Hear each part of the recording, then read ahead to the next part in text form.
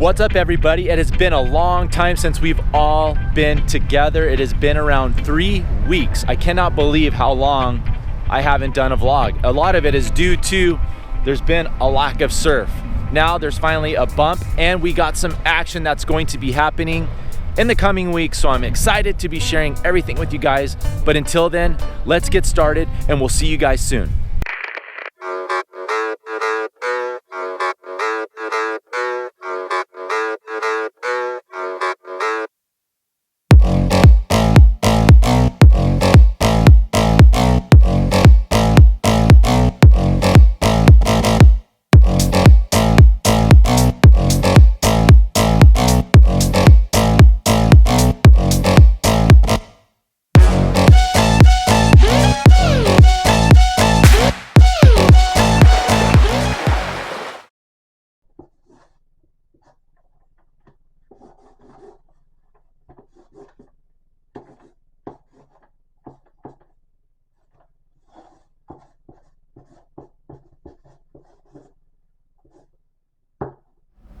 I'm Chris Ray. I was born and raised in Orange County, California, actually in Garden Grove. We took this trip to Garden Grove. It's an actual suburb, which is about 7 miles north from Huntington Beach. And I've always been around the ocean.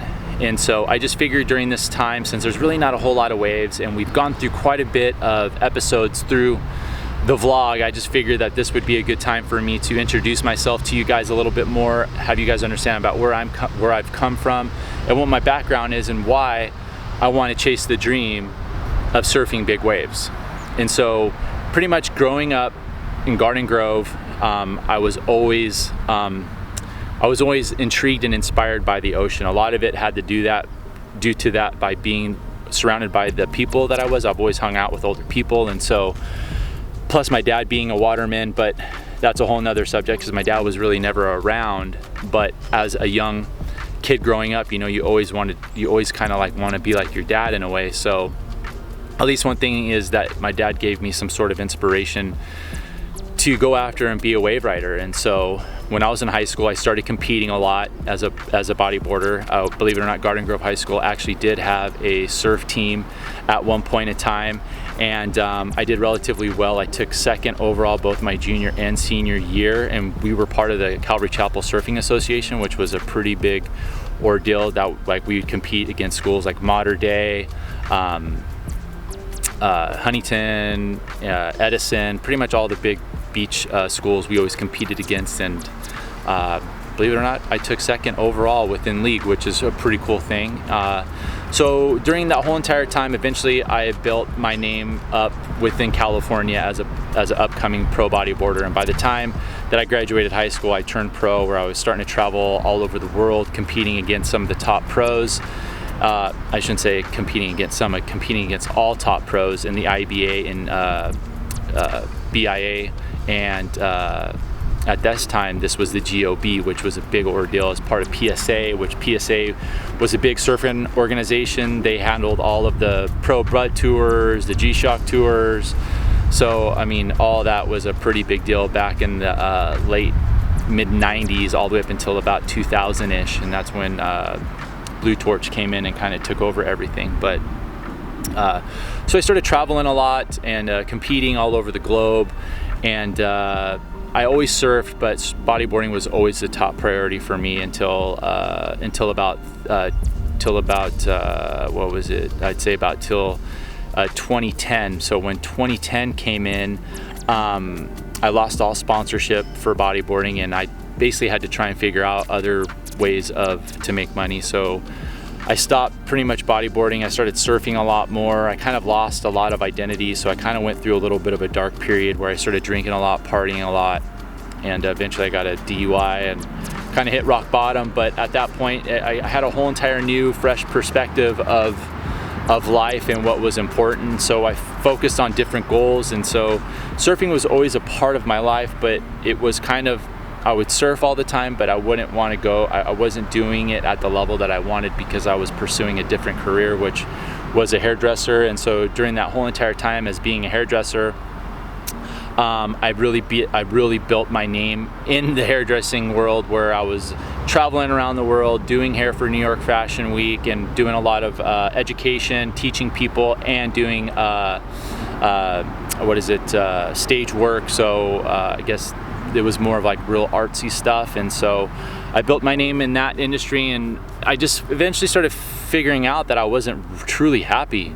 And what started making me happy was, surfing and traveling. And eventually, like around when the pandemic happened at the beginning of 2020, I just really started feeling that hair wasn't my thing. And unfortunately, we got shut down. And so that really gave me a lot of time to really focus on surfing and really just what I really wanted to accomplish. And so in 2020, I took a trip to Tahiti. I went there twice in 2020.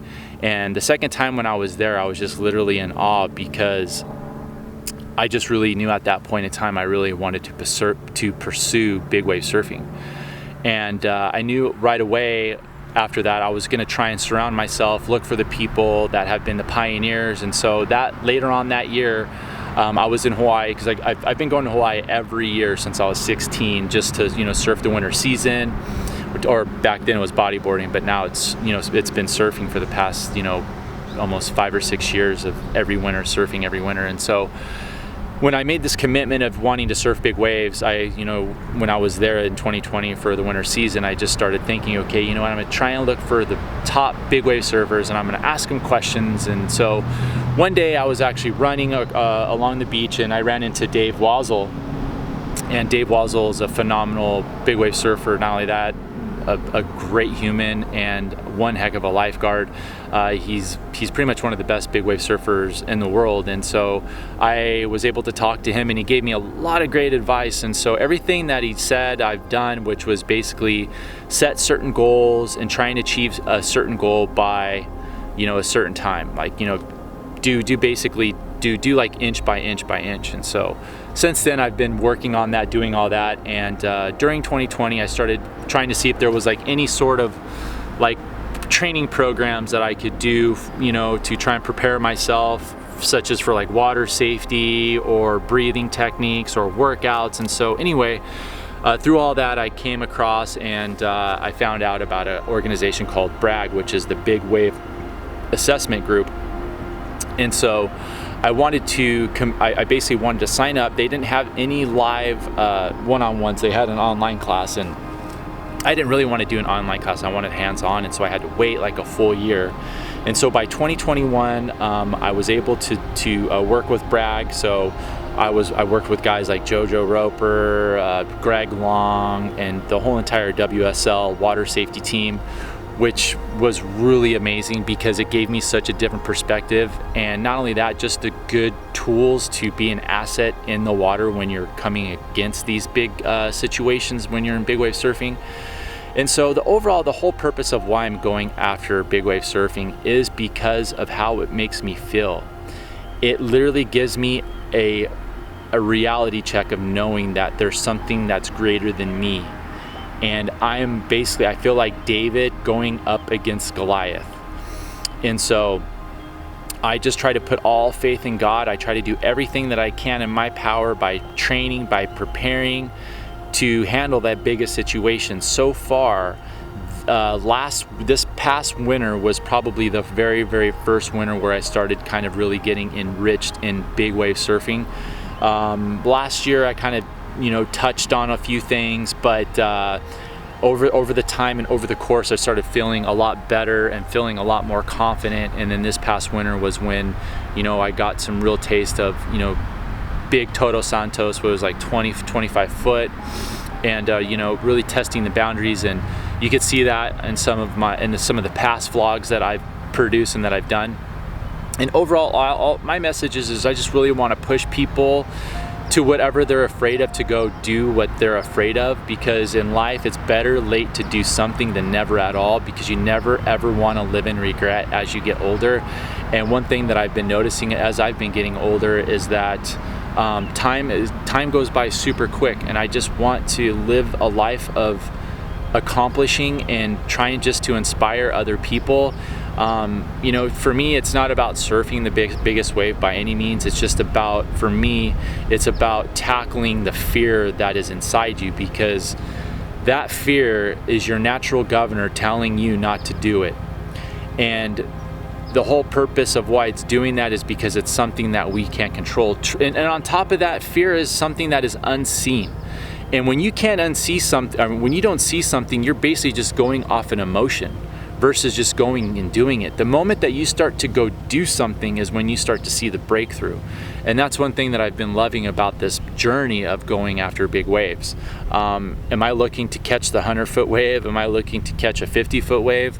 At this point right now, no, because I feel like I don't really have anything to prove. If anything, it's just more proving to myself. And if I capped out at surfing a 30-foot wave, like, that's freaking rad. Even a 10-foot wave is big to most people. But for me, I just really want to go after to what makes me scared, and that's what makes me scared. And facing that fear is what's been rewarding, and understanding how to manage the fear and knowing how to manage all things that make you feel uncomfortable. So I just really wanted to come on here and just have you guys get to know me a little bit more, and kind of understand about where I'm coming from and what the message is. And I hope to someday inspire, you know, people to go after what they want versus letting time pass by, because we only have one life to live. And the last thing that you want to do is, when you're almost on your deathbed, regretting the things that you didn't at least give a try to. And so I just wanted to share that with you guys. And so go after whatever it is that scares you. If it's going on a first date, or even trying to ask a girl out, or wanting to, you know, go into a sport that you're not comfortable of, you know, worrying about other people making fun of you. Who cares about people making fun of you? Because you know what, there's a lot of other people that are out there that will never do, or even have the guts to do what you want to do. So go after what makes you happy. Let nobody or one thing set you back from what you want to achieve in life. Remember that, because it is easy. All you got to do is just take that first step forward. And once you take that first step forward, all things will be amazing. So thank you guys so much for letting me share, and I'll see you guys soon. And don't forget to like and subscribe to more videos. And so we'll see you soon. Take care. Aloha.